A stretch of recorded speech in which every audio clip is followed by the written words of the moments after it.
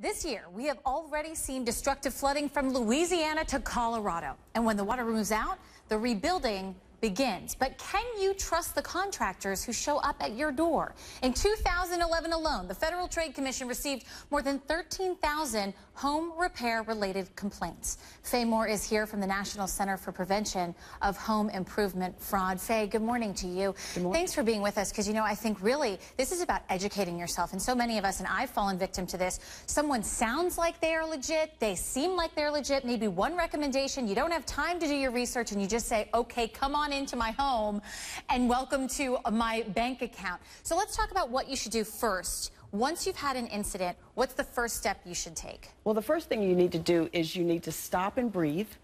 And then if it's certainly from a disaster, then you want to do any emergency repairs. And then you want to take a breath and find a contractor. Don't hire somebody that just walks up to your door. You also want to make sure that you are very careful about anything you sign, and including if you sign an estimate or a quote. You really want to have a detailed contract in any situation when you're dealing with a contractor to protect yourself. Maybe have someone else look at it. Maybe have a lawyer look at it to just weed through.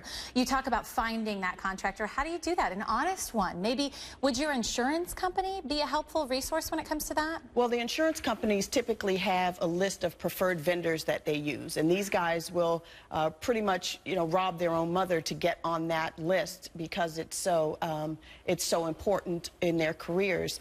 But you still, regardless of where you get your contractor from, you still want to vet him. You still want to check him out, because we've had pastors who've ripped people off. We've had, you know, I had a police detective who was ripped off by a contractor. So you really need to check out anyone that you hire. Oftentimes you hear from contractors, we need some cash up front. Should you pay them a certain amount? And what about the supplies? Some of them say, I can't even begin the job until I get some money for supplies. Well, most legitimate contractors have a relationship with the local supplier. And unless he's flying your marble in from Italy, he's probably going down to the local retailer to get those supplies.